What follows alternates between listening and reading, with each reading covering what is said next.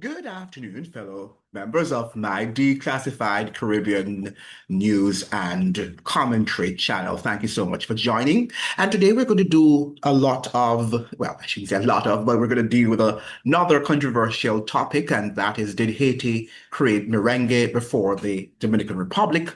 The untold history.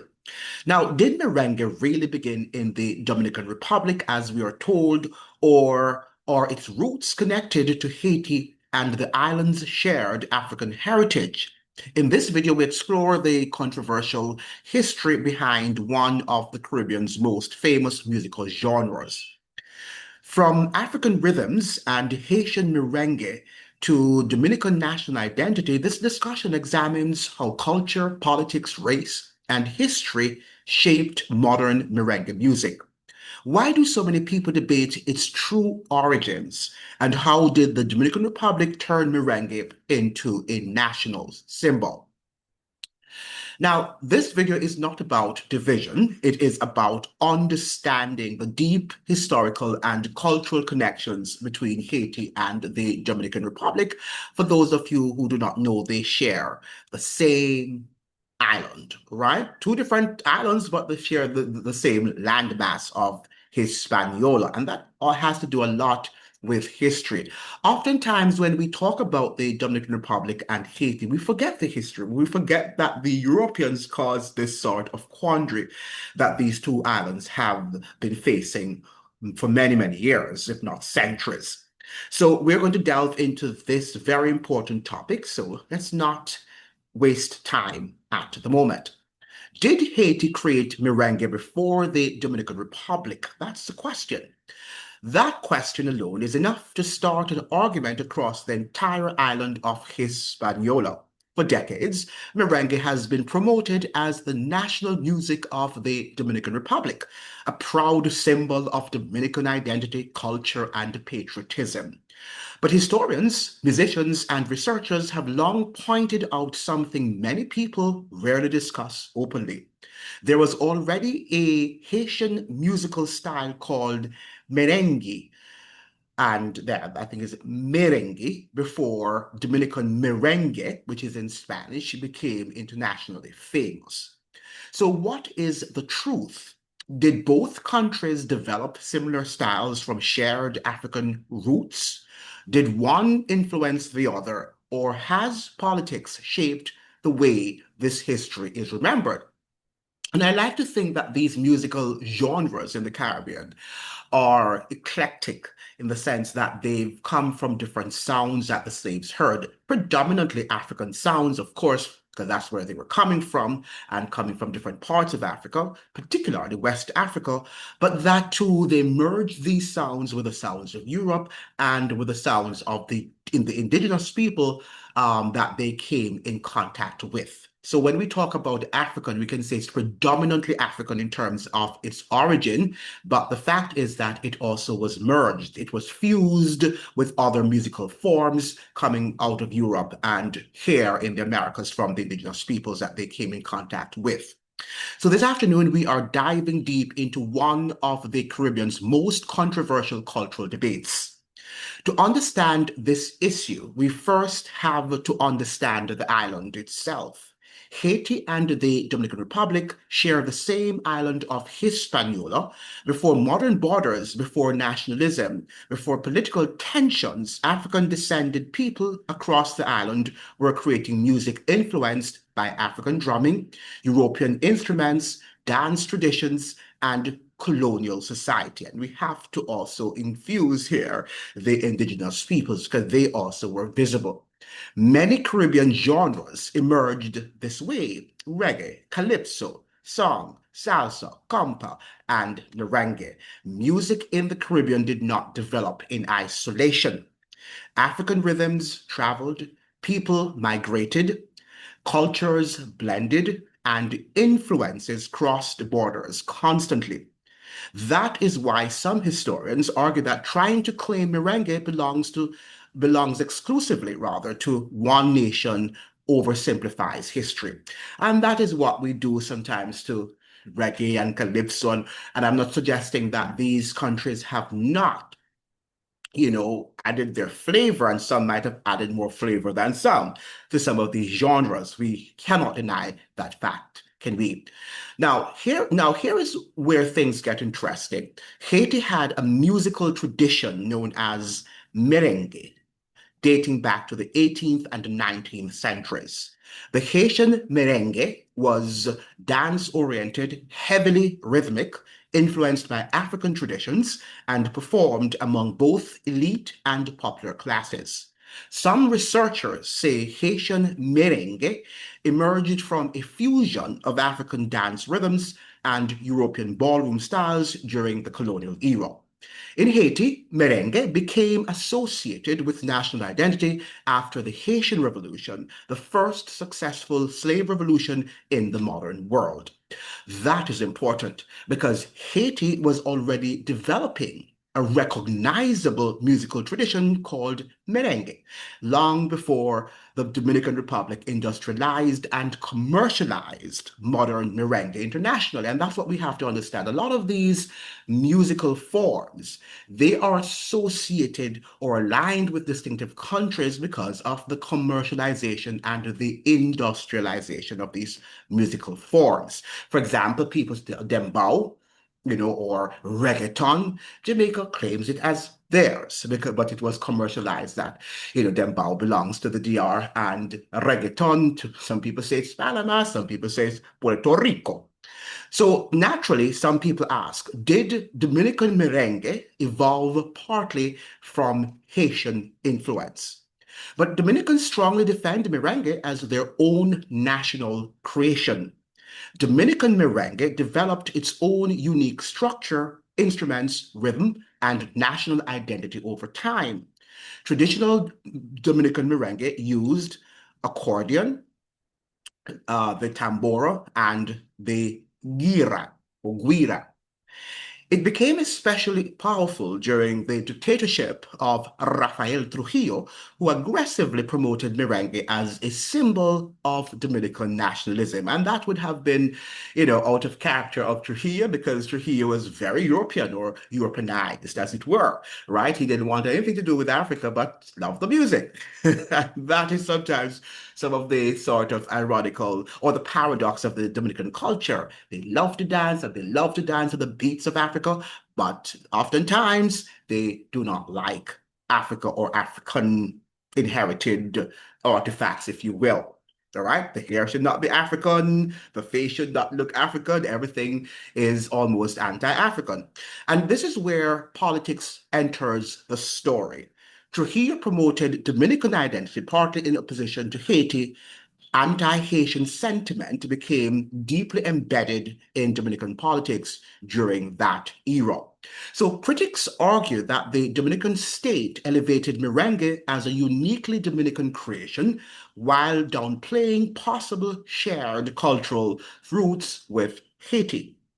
Whether one agrees or not, history shows that music and nationalism often became or become intertwined. And that's what happens, right? People associate reggae with Jamaica, dancehall with Jamaica, calypso with Trinidad, etc., etc., etc. Hip hop with African Americans. Now, this debate is not just about music, it's about race, identity, history, and power. The Dominican Republic and Haiti have had a complicated relationship for centuries. Occupations, border tensions, migration disputes, and racial politics. So when people debate merengue's origins, they are often debating something deeper. Who owns Caribbean identity? Can two nations share cultural roots? Can African traditions belong to an entire island rather than one flag? Or does nationalism force people to choose one side? These are some very important questions. And they're also emotional questions, aren't they? Because culture is tied to pride. The reality is that Caribbean music constantly evolved through exchange. Jamaican music influenced Panama, Cuban music influenced Puerto Rico, African rhythms shaped the entire Caribbean basin. So it should not shock anyone that Haiti and the Dominican Republic, sharing one island, may have influenced each other musically over centuries and still continue to do so. That is what we have to understand. That is simply how culture works. But modern nationalism often rewrites history into cleaner narratives. This belongs to us, that belongs to them. Real history is usually more complicated and nuanced. Very important that you understand that. So, so these are the things that we have to look at, and we tend not to pay close attention to history. We just like to get into emotions and into this nationalistic sort of disposition and attitude, right? And that is what. Now, we have here from coming from the Embassy of the Dominican Republic in the Republic of India. And there's a title here on August 19th. I'm not sure what year it was written. Johnny Ventura, the father of modern merengue, Juan de Dios Ventura Soriano, better known as Johnny Ventura or El Caballo Mayor, is one of those few names in Dominican music history that are synonymous with merengue. For over 6 decades, the prolific Dominican singer, composer, arranger, and band leader won the hearts and ears of all merengue lovers around the world with his unmistakable voice, his overall merenguero charm, and soft dancing hips. And so they're telling us that the father of modern merengue is Juan Ventura. Okay. Now there is a little informative article here, if I can pull it up, and coming from the NPR, it seems to be taking some time to come up. Yeah, how merengue started a cultural war between two islands, and that was written on February 15th, 2023. Fairly recent. From the dance floors of weddings and bar mitzvahs to the Billboard Hot 100, chances are you've enjoyed some merengue music. Think about the 1998 Puerto Rican hit Suavemente, which topped charts across the globe. But did you know that merengue's path to global fame started in the Dominican Republic before it made its way to Puerto Rico? In this episode, we hand the mic to our friends at La Brega to unpack the story behind the famous merengue single and how it sums up a complicated and tense history of cultural exchange. We shall not get into that sort of debate. But the fact of the matter is that it seems, based on industrialization and commercialization, that we have no other choice but to say that merengue music is actually Dominican created, even though historically and logically Haitians could have influenced the music, and I'm sure influenced the music. Now, there was a thread here suggesting, let me see if I can put it up. Merengue was actually created in Puerto Rico, somebody's saying, but the sound didn't really take off in PR as it wasn't like salsa. It was adopted by Dominicans. Merengue was actually created by Haitians. First, we influenced Dominican Republic. So somebody says here there wasn't one single inventor, but historians generally trace the creation of modern merengue to Dominican rural musicians mixing African rhythms, European instruments, and local Caribbean influences, which of course would come from the indigenous peoples. Some historians also point to influences from neighboring Haiti, especially because both countries share the island of Hispaniola and exchanged musical traditions for centuries. Haitian merengue is actually an older related style that existed before Dominican merengue became internationally renowned or internationally famous. So in short, Haitian merengue, which is Meringue, is considered the older form. Dominican merengue, which is Merengue, developed into the fast-paced style most people know today.